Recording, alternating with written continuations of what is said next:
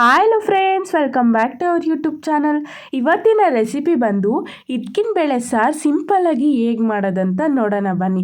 ಇಲ್ಲಿ ಒಂದು ಬಾಣಲಿ ಇಟ್ಕೊಳ್ಳೋಣ. ಆ ಬಾಣಲಿ ಬಿಸಿ ಆದಮೇಲೆ 2 ಟೇಬಲ್ ಸ್ಪೂನ್ ಆಗೋಷ್ಟು ಎಣ್ಣೆ ಹಾಕ್ಕೊಳ್ಳೋಣ. ಎಣ್ಣೆ ಬಿಸಿ ಆದಮೇಲೆ ಇವಾಗ ಅದಕ್ಕೆ ಸ್ವಲ್ಪ ಆನಿಯನ್ ಹಾಕ್ಬಿಟ್ಟು ಚೆನ್ನಾಗಿ ಫ್ರೈ ಮಾಡ್ಕೊಳ್ಳೋಣ. ಇದನ್ನು ನಾವು ರುಬ್ಬೋದಕ್ಕೆ ಯೂಸ್ ಮಾಡೋದ್ರಿಂದ ಅಷ್ಟೊಂದು ಏನು ಫ್ರೈ ಆಗೋದು ಬೇಡ, ಸ್ವಲ್ಪ ಲೈಟಾಗಿ ಫ್ರೈ ಆಗಿದ್ರೆ ಸಾಕು.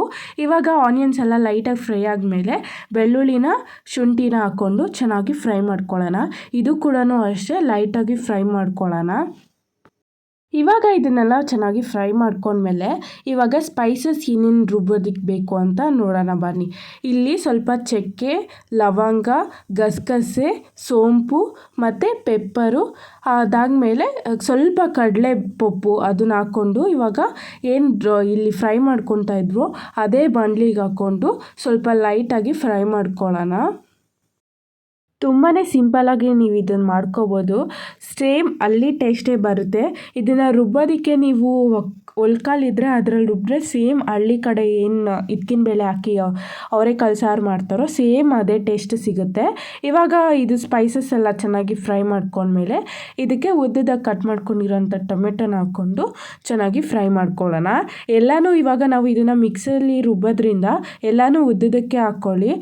ಸೊ ಸಣ್ಣದಾಗಿ ಕಟ್ ಮಾಡ್ಕೊಂಡು ಹಾಕ್ಕೊಂಡ್ರೆ ಅದು ಫುಲ್ಲು ಸ್ಮ್ಯಾಶ್ ಥರ ಆಗೋಗ್ಬಿಡುತ್ತೆ. ಇವಾಗ ಒಂದು ಮಿಕ್ಸಿ ಜಾರ್ಗೆ ಏನು ತೆಂಗಿನಕಾಯಿ ಇತ್ತು 1 ಕಪ್ ಆಗೋಷ್ಟು ತೆಂಗಿನಕಾಯಿನ ರುಬ್ಬಿ ಎತ್ತಿಟ್ಕೊಂಡಿದ್ದೀವಿ. ಇವಾಗ ಇಲ್ಲಿ ಕೂಡ ಮಸಾಲೆ ಪೌಡರ್ನೆಲ್ಲ ಹಾಕ್ಕೊಳ್ಳೋಣ. ಇಲ್ಲಿ 2 ಟೇಬಲ್ ಸ್ಪೂನ್ ಆಗೋಷ್ಟು ಧನಿಯಾ ಪೌಡರ್ ಮತ್ತು 2 ಟೇಬಲ್ ಸ್ಪೂನ್ ಆಗೋಷ್ಟು ಖಾರದ ಪೌಡರ್.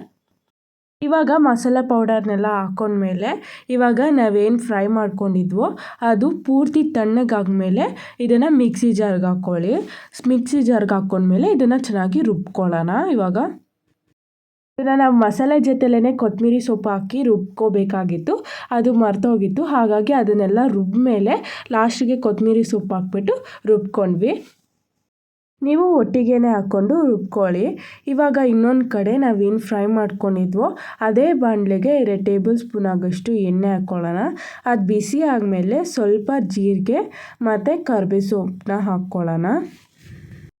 ಜೀರಿಗೆ ಮತ್ತು ಕರ್ಬೇವಿನ ಸೊಪ್ಪು ಎರಡೂ ಎಣ್ಣೆ ಒಳಗಡೆ ಸಿಡಿದ ಮೇಲೆ ಇವಾಗ ಇದಕ್ಕೆ ಉದ್ದದಾಗಿ ಕಟ್ ಮಾಡ್ಕೊಂಡಿರೋಂಥ ಈರುಳ್ಳಿನ ಹಾಕ್ಕೊಂಡು ಸ್ವಲ್ಪ ಫ್ರೈ ಮಾಡ್ಕೊಳ್ಳೋಣ.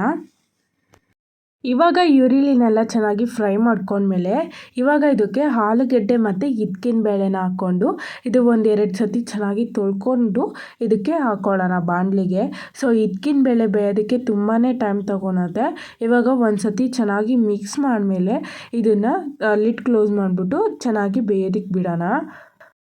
ಇದು ಎಣ್ಣೆ ಒಳಗಡೆ ಎಲ್ಲ ಚೆನ್ನಾಗಿ ಬೇರಿಬೇಕು, ಈರುಳ್ಳಿ ಕರ್ಬೇವಿನ ಸೊಪ್ಪೆಲ್ಲ ಹಾಕಿರ್ತೀವಲ್ಲ, ಹಾಗಾಗಿ ಇದು ಮಿನಿಮಮ್ ಒಂದು 5 to 10 ಮಿನಿಟ್ಸ್ ಆದರೂ ತೊಗೊಳುತ್ತೆ. ಸೊ ಒಂದು ಸತಿ ಲಿಡ್ ಕ್ಲೋಸ್ ಮಾಡಿದ್ಮೇಲೆ ಇದು ಚೆನ್ನಾಗಿ ಒಂದು ಅರ್ಧ ಬೆಂದಿದೆ ಅಂದಮೇಲೆ ಇದಕ್ಕೆ ಸ್ವಲ್ಪ ರುಚಿಗೆ ತಕ್ಕಷ್ಟು ಉಪ್ಪು ಹಾಕ್ಬಿಟ್ಟು, ಕಲ್ಲುಪ್ಪೆ ಹಾಕ್ಕೊಳ್ಳಿ, ರುಚಿಗೆ ತಕ್ಕಷ್ಟು ಉಪ್ಪು ಹಾಕ್ಬಿಟ್ಟು ಮತ್ತೆ ಒಂದು ಸತಿ ಚೆನ್ನಾಗಿ ಮಿಕ್ಸ್ ಮಾಡಿಬಿಟ್ಟು ಲಿಡ್ ಕ್ಲೋಸ್ ಮಾಡಿಬಿಟ್ಟು ಇನ್ನು 5 ಮಿನಿಟ್ಸ್ ಬೇಯೋದಕ್ಕೆ ಬಿಡಿ. ಇವಾಗ ಇದು ಚೆನ್ನಾಗಿ ಬೆಂದಿದೆ, ಹಾಗಾಗಿ ಇವಾಗ ಇದಕ್ಕೆ ಸ್ವಲ್ಪ ಅರಿಶಿನ ಪುಡಿನ ಹಾಕ್ಬಿಟ್ಟು ಚೆನ್ನಾಗಿ ಮಿಕ್ಸ್ ಮಾಡ್ಕೊಳ್ಳೋಣ. ಹಿಟ್ಕಿನ ಬೇಳೆ ಸಾರು ಅಂದರೆ ತುಂಬಾ ಇಷ್ಟ ಎಲ್ಲರಿಗೂ. ಆದರೆ ಅದು ಮಾಡೋದು ತುಂಬ ಪ್ರೋಸೆಸ್ ಅಂದ್ಬಿಟ್ಟು ಕೆಲವೊಬ್ರು ಮಾಡೋದೇ ಇಲ್ಲ. ಸೊ ಈ ಸೀಸನ್ ಕೂಡ ಅದು ತುಂಬಾ ಸಿಂಪಲ್ಲಾಗಿದೆ. ಒಂದು ಸತಿ ಟ್ರೈ ಮಾಡಿ ಮನೇಲೇ. ಸೊ ಇವಾಗ ಏನು ರುಬ್ಬಿಟ್ಕೊಂಡಿದ್ರು ಮಸಾಲೆನ ಅದನ್ನು ಹಾಕ್ಕೊಂಡು ನಿಮಗೆ ಎಷ್ಟು ನೀರು ಕ್ವಾಂಟಿಟಿ ಬೇಕೋ ಅದನ್ನು ಹಾಕ್ಕೊಂಡು ಇವಾಗ ಇದನ್ನು ಚೆನ್ನಾಗಿ ಮಿಕ್ಸ್ ಮಾಡ್ಕೊಳ್ಳೋಣ. ಇದರಲ್ಲಿರೋಂಥ ಹಸಿ ವಾಸನೆ ಎಲ್ಲ ಹೋಗಿ ಕಾಳಿಗೆ ಮತ್ತು ಏನು ಆಲೂಗೆಡ್ಡೆ ಹಾಕಿರ್ತೀವೋ ಅದಕ್ಕೆಲ್ಲ ಚೆನ್ನಾಗಿ ಮಸಾಲೆ ಹಿಡಿಬೇಕು. ಸೊ ಅಲ್ಲಿವರೆಗೂ ಇದನ್ನು ಚೆನ್ನಾಗಿ ಕುದಿಸ್ಕೊಳ್ಳಿ. ಇದು 5 ಮಿನಿಟ್ಸ್ ಟೈಮ್ ತೊಗೊಳುತ್ತೆ. ಹಸಿ ವಾಸನೆ ಎಲ್ಲ ಹೋಗಿ ಚೆನ್ನಾಗಿ ಕಾಳು ಮತ್ತು ಆಲೂಗಡ್ಡೆಯಲ್ಲಿ ಮಸಾಲೆ ಎಲ್ಲ ಬೇರೆಯೋದಕ್ಕೆ.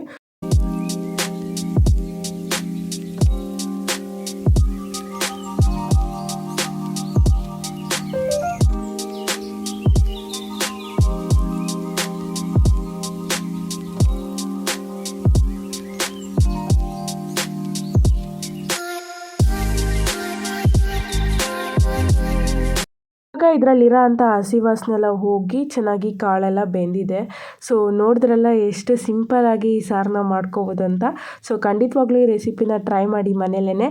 ಹಾಗೆ ಹೇಗೆ ಬಂತು ಅಂತ ಕಮೆಂಟ್ ಮೂಲಕ ತಿಳಿಸಿ. ಸೊ ನಿಮಗೆ ಈ ವಿಡಿಯೋ ಇಷ್ಟ ಆಗಿದ್ರೆ ಲೈಕ್ ಮಾಡಿ, ಸಬ್ಸ್ಕ್ರೈಬ್ ಮಾಡಿಲ್ಲ ಅಂದರೆ ಸಬ್ಸ್ಕ್ರೈಬ್ ಮಾಡಿ. Thank you for watching.